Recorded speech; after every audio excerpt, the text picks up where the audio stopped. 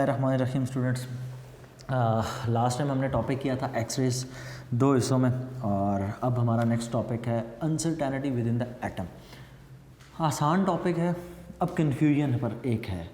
Confusion इतनी बड़ी कोई नहीं है। 2 दफ़ा अनसर्टेनिटी बुक में लिखने का क्या तुक बनता है। पहली दफ़ा अनसर्टेनिटी का वर्ड यूज़ किया गया चैप्टर 19 के अंदर, अनसर्टेनिटी प्रिंसिपल हाइजेनबर्ग्स। इस चैप्टर में फिर एक दफ़ा uncertainty with in the atom. वहाँ पर अनसर्टेनिटी ये थी कि इलेक्ट्रॉन की कोई भी 2 चीज़ें साइमल्टेनियसली सॉल्व आउट नहीं हो सकती। मतलब आप इलेक्ट्रॉन का मोमेंटम और इलेक्ट्रॉन की पोजीशन एट अ टाइम दोनों फाइंड नहीं कर सकते। एट अ टाइम दोनों, वैसे तो फाइंड कर सकते हैं, एट अ टाइम दोनों चीज़ें एक्यूरेसी के साथ फाइंड आउट नहीं हो सकती। अगर एक श्योरिटी की तरफ जाएगा तो दूसरी चीज़ अनश्योर हो जाएगी। इसी तरह उसमें हमने एनर्जी का भी जिक्र पढ़ा कि एनर्जी और टाइम ये दोनों भी इकट्ठे नहीं हो सकते साइमल्टेनियसली सॉल्व, कि किस टाइम स्पैन में कितनी एनर्जी थी ये हम प्रेडिक्ट नहीं कर सकते। ठीक है, तो हर वो हमने क्वांटिटी डिस्कस की जिसके अंदर आंसर यूनिट जूल सेकंड आ रहा था, जिसकी डायमेंशन, उसको हम सॉल्व नहीं कर सकते साइमल्टेनियसली। इस टॉपिक के अंदर ये है कि ये जो टॉपिक है ना uncertainty with in the atom, इसमें हम 2 चीज़ें डिस्कस करते हैं। नंबर 1 कि इलेक्ट्रॉन एग्जिस्ट कहाँ पर करता है। एटम के अंदर इलेक्ट्रॉन एग्जिस्ट कहाँ पर करता है, न्यूक्लियस में होता है या न्यूक्लियस के इर्द गिर्द रिवॉल्व करता है, मतलब शेल्स में होता है। उसकी वजह हमें अब आपके जहन में फट से जवाब आएगा, इलेक्ट्रॉन तो हमें पता है शेल्स में होता है। आज हमें पता है ना, आज हमें पता है कि इलेक्ट्रॉन शेल्स में होता है। इन 1913 हमें नहीं पता था कि इलेक्ट्रॉन कहाँ पर होता है। वो बोहर मॉडल ऑफ एटम के बाद हमें पता चलता है कि इलेक्ट्रॉन यहाँ पर है, और तब भी एविडेंस नहीं है। अब बाकायदा तौर पर एक स्टैम्प होगी इस टॉपिक के बाद कि इलेक्ट्रॉन एटम के अंदर किस जगह पर एग्जिस्ट करता है। अनसर्टेनिटी प्रिंसिपल से ही इसकी बेसिक्स हम देखते हैं। हमने एक फॉर्मूला वहाँ पर पढ़ा था, if electron is in nucleus, ठीक है, अगर इलेक्ट्रॉन इनसाइड द न्यूक्लियस हो, इनसाइड न्यूक्लियस, अगर इलेक्ट्रॉन इनसाइड न्यूक्लियस हो तब क्या होगा। अगर इलेक्ट्रॉन इनसाइड न्यूक्लियस है तो मैं ये कह सकता हूँ कि इलेक्ट्रॉन जिस पोर्शन के अंदर है उसका साइज है 10⁻⁻14 मीटर। अब ये क्या चीज़ है, it is the size of the nucleus, कि इलेक्ट्रॉन इस न्यूक्लियस के अंदर है। मतलब अगर इलेक्ट्रॉन इस न्यूक्लियस के अंदर है तो 10⁻⁻14 इतनी स्पेस है। इस स्पेस के अंदर इलेक्ट्रॉन कहीं पर भी हो सकता है। अगर हम फॉर्मूला यूज़ करें, P is greater P into delta X, असल तो फार्मूला है delta P into delta x is greater than equal to H over 2π। मैंने आपको पहले बताया ये फार्मूला टू सम एक्सटेंट ठीक नहीं है, कुछ इसमें मसाइल हैं। कैलकुलेशन करते वक्त वो 2π भी नहीं लिख रहा बुक पे, ठीक है, सिर्फ और सिर्फ H को यूज़ किया जा रहा है, तो कहीं ना कहीं मार्जिन है। उसकी वजह ये है कि एटम के अंदर जब आप बात करते हैं ना तो वो न्यूक्लियस की शेप सफेरिकल होती है। वो सफ़ेयर के अंदर कहीं ना कहीं इलेक्ट्रॉन मौजूद होगा, अगर होगा तो, ठीक है। तो इसलिए हम यहाँ पर सिर्फ H यूज़ करते हैं। अब चूँकि आंसर्स बुक वाले हमने गेन करने होते हैं तो मैं आपकी बुक के अकॉर्डिंग इक्वेशन लिख रहा हूँ, delta x greater than equal to H। Momentum को हमने क्या पढ़ा था, मोमेंटम को हमने पढ़ा था mass into velocity into delta x is greater than equal to H। यहाँ से अगर मैं वेलोसिटी फाइंड कर लूँ तो velocity will be equal to greater than equal to H over m into delta x. अब मैं वैल्यूज़ पुट करूँ तो वैल्यूज़ पुट करते वक्त मैं H की जगह पुट करूँगा 6.63 10⁻⁻34 यूनिट यूज़ हो जाएगा जूल सेकेंड। मैस की जगह पुट हो जाएगा 9.1 इंटू 10⁻⁻31 किलोग्राम। ये इलेक्ट्रॉन का मैस हो गया। नेक्स्ट चीज़ जो इसमें पुट हो जाएगी वो पुट होगी साइज डेल्टा एक्स, ये जो डेल्टा एक्स, ये जो साइज है, इट इज़ 10⁻⁻14 मीटर।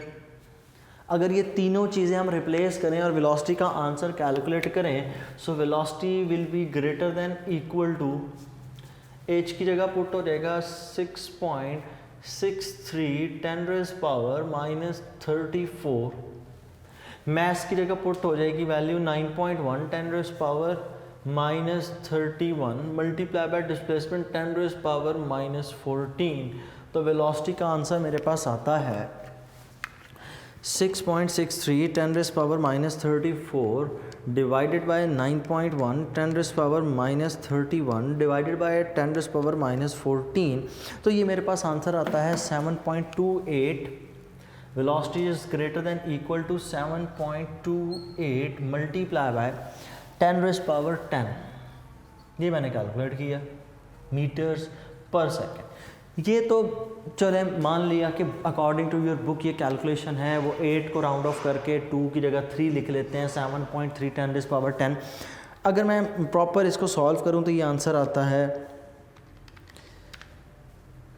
5.8 इंटू 10⁻9। ये मेरे पास आंसर आ रहा है 5.8 इंटू 10⁻9। अब यहाँ पर एक बात जो आपको समझानी है कि इलेक्ट्रॉन न्यूक्लियस के अंदर एग्जिस्ट नहीं कर सकता। क्यों नहीं कर सकता? क्योंकि देखें आंसर में कितना आ रहा है 10⁻10। अगर मैं स्पीड ऑफ लाइट को देखूं तो वो किसकी इक्वल है 3 इंटू 10⁸ मीटर्स पर सेकेंड। अब एल्बर्ट आइंस्टाइन की थ्योरी ऑफ रिलेटिविटी ये स्टेट करती है, उसमें पॉस्टुलेट है और वो पॉस्टुलेट ये स्टेट करता है nothing can travel greater than the speed of light. दुनिया की कोई भी चीज़ लाइट से ज़्यादा तेज़ ट्रैवल नहीं कर सकती। अगर इलेक्ट्रॉन न्यूक्लियस के अंदर है, क्योंकि हमने उसका साइज कितना रखा है 10⁻10 जिस डोमेन के अंदर वो लाई कर रहा है, तब उसकी वेलोसिटी कितनी आती है in the order of 10⁻10। It means this velocity is greater then the speed of light. और इस तरह तो फिर आप एल्बर्ट आइंस्टाइन की थ्योरी ऑफ रिलेटिविटी गलत कर रहे हैं। तो लाइट से भी तेज़ ट्रैवल हो सकता है, तो लाइट से तेज़ तो कोई भी नहीं ट्रैवल कर सकता। इसका मतलब electron can not move faster than the speed of light. तो यूं हम ये बात कह सकते हैं कि इलेक्ट्रॉन किसी सूरत भी एटम के न्यूक्लियस के अंदर एग्जिस्ट नहीं करता। इलेक्ट्रॉन अगर एटम के न्यूक्लियस के अंदर एग्जिस्ट करना शुरू कर दे तो इस बात का मतलब क्या है? इस बात का मतलब ये है कि वेलोसिटी उसकी इतनी ज़्यादा हो जाएगी कि वो स्पीड ऑफ लाइट से भी ज़्यादा है, और स्पीड ऑफ लाइट से दुनिया का कोई भी ऑब्जेक्ट उससे तेज़ मूव कर ही नहीं सकता। तो this is called uncertainty with in the atom कि इलेक्ट्रॉन कभी भी न्यूक्लियस के अंदर एग्जिस्ट नहीं करता। हाँ, क्या इलेक्ट्रॉन न्यूक्लियस के आउटसाइड मतलब शेल्स के अंदर एग्जिस्ट कर सकता है? तो उसके लिए भी देख लेते हैं कैलकुलेशन करके कि व्हाट हैपन्स। तो outside of the nucleus, outside nucleus, अगर इलेक्ट्रॉन न्यूक्लियस के बाहर हो तब क्या सिचुएशन होगी? तब इलेक्ट्रॉन के लिए हम साइज लिखते हैं एटम के लिए 10⁻⁻10 मीटर, क्योंकि पहला जो शेल मैंने आपको पढ़ाया था it was at the distance of 5.29 10⁻⁻10। तो इसलिए मैंने साइज कितना लिख लिया इस दफ़ा delta x is equal to 10⁻⁻10। एक दफ़ा फिर वही सारे स्टेप्स रिपीट कि मोमेंटम की uncertainty into the uncertainty of the position is greater than equal to h over 2 pi according to your book, which is absolutely wrong। लेकिन चूंकि मैंने आपकी FSC पार्ट 2 की टेक्स्ट बुक को फॉलो करना होता है तो उसके हिसाब से इस इक्वेशन को सॉल्व करते वक्त सिर्फ h प्लैंक कांस्टेंट लिखा गया है। यहाँ से अगर मैं लिखूँ मोमेंटम को ओपन करके mass into velocity into delta x, obviously it will be a change in velocity, uncertainty in the velocity is equals to h। दोनों फैक्टर्स को ले जाकर मल्टीप्लाई करें, so velocity will be equal to velocity will be greater than equal to h over m into delta x. फिर एक दफ़ा वही values Planck's constant के लिए प्लैंक्स कांस्टेंट के लिए 6.63 10⁻⁻34 जूल सेकंड पुट करना होगा।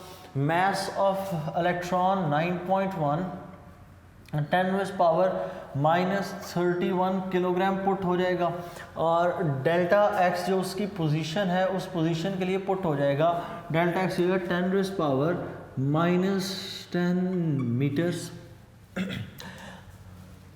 नेक्स्ट चीज़, जब हम इसको सॉल्व करें, वैल्यू सारी की सारी रिप्लेस करें, तो वेलोसिटी के लिए आंसर आ जाएगा, velocity will be equal to,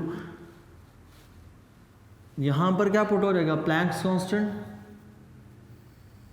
6.63 10⁻34 divided by mass which is equal to 9.1 10⁻31 into delta x. Delta x की वैल्यू इस केस में कितनी है, 10⁻10।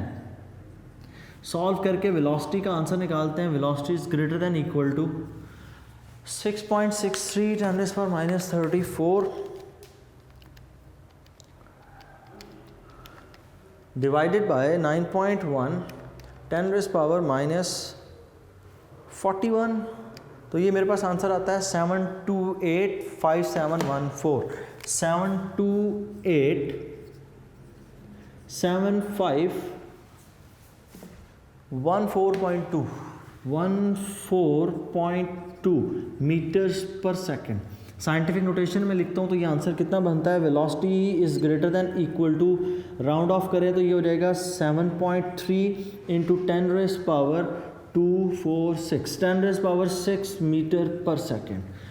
अब स्पीड ऑफ लाइट से ये आंसर क्या है, कम है, तो ये स्पीड तो काबिल कबूल है, लेकिन ये वाली जो वेलोसिटी थी ये हमारे पास काबिल कबूल नहीं थी। तो इस चीज़ को हम क्या कहते हैं, इस चीज़ को हम कहते हैं it is called the uncertainty with in the atom, कि जब एटम के अंदर जो इलेक्ट्रॉन्स एग्जिस्ट करते हैं वो एटम के अंदर इलेक्ट्रॉन न्यूक्लियस के अंदर एग्जिस्ट नहीं कर सकते, एटम के अंदर इलेक्ट्रॉन्स शेल्स के अंदर लाए कर रहे होते हैं।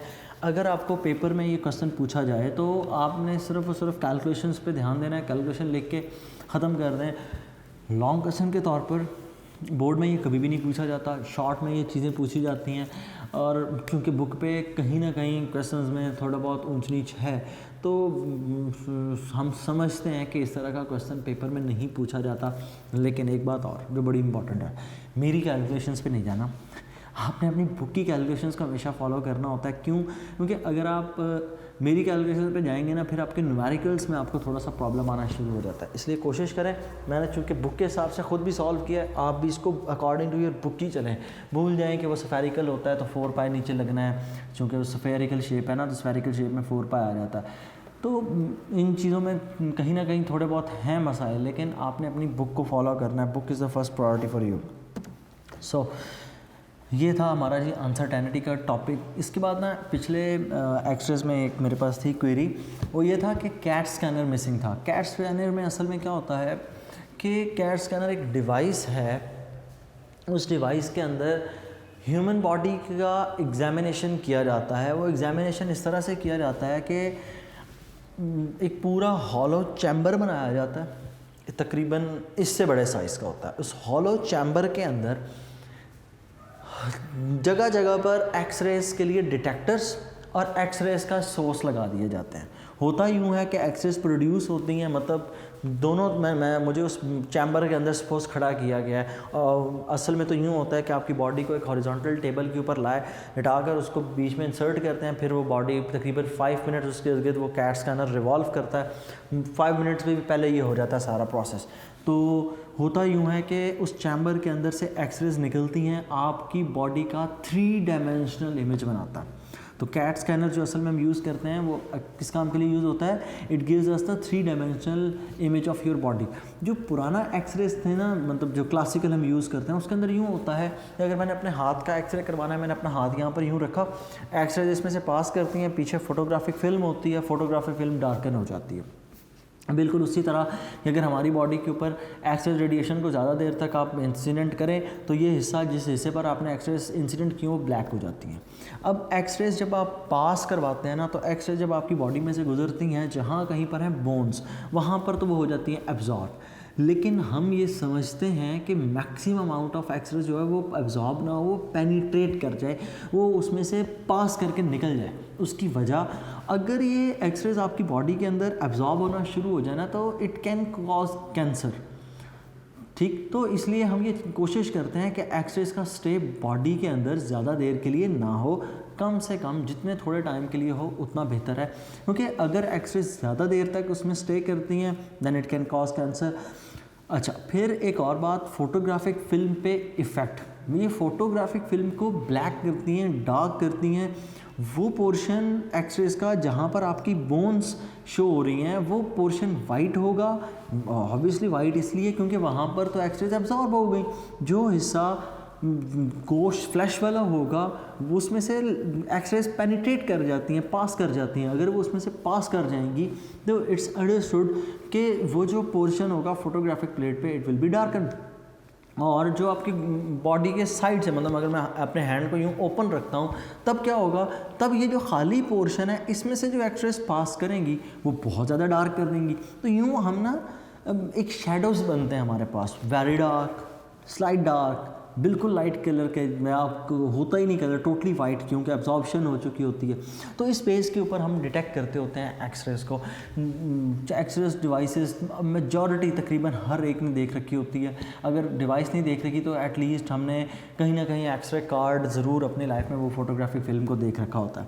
बहरहाल ये थोड़ा सा बीच में एक क्वेरी पूछी गई थी कि कैट स्कैनर की। तो कैट स्कैनर क्या होता है, it is multiple set of x rays जिससे आपकी बॉडी का एक 3 डायमेंशनल इमेज बनता है। मतलब डिफरेंट एंगल से मेजरमेंट होती है ताकि उससे आपको जब 3 डायमेंशनल इमेज मिलेगा तो अगर सपोज कोई बोन फ्रैक्चर है तो उसका हमें पूरा इमेज मिल जाएगा कि जो पीस फ्रैक्चर्ड है, या जो पीस बीच में समटाइम स्वेयर एक्सीडेंट्स के केस में बोन्स क्रश भी हो जाती हैं, तो वो अगर वो क्रश हो गई है बोन तो वो किस हिसाब से उसके पीसेज हुए हैं, तो उसका एक 3 डायमेंशनल व्यू आपको 100% ट्रू इमेज मिल जाता है। उससे फ़ायदा ये होता है कि उसी हिसाब से प्लास्टिक सर्जरीज व whatever the treatment the doctor is suggesting to you, तो वो यूज़ किया जा सकता है। सो ये था हमारा topic uncertainty with in the atom, और साथ एक क्वेरी थी तो उसको मैंने डिस्कस कर दिया। कोशिश किया करें अपने कॉन्सेप्ट्स को अप टू द मार्क रखा करें। यहाँ पर चैप्टर का एक बेसिक हिस्सा ख़त्म हो जाता है। नेक्स्ट जो टॉपिक स्टार्ट हो रहा है it is a topic of laser. Dear students, आप कनेक्टेड रहा करें, यूँ ना किया करें कि एक लेक्चर छोड़ दिया, अगला लेक्चर सुन लिया, फिर एक लेक्चर छोड़ दिया, फिर कुछ ख्याल आया तो पढ़ लिया। यूँ आपकी जो कॉन्टीन्यूटी है ना वो नहीं बन पाती। जब कॉन्टीन्यूटी ना बन पाए तो अंडरस्टूड है कि जो आपके रिजल्ट्स हैं वो टोटली इफेक्ट हो जाता है। उसकी वजह ये होती है कि अब देखें ना, आपने ग्राउंड स्टेट एक्साइटेड स्टेट का कॉन्सेप्ट नहीं पढ़ा। How is the it's possible कि मैं आपको एक्सरेज के अंदर एक्साइटेशन और डी एक्साइटेशन समझा सकूं।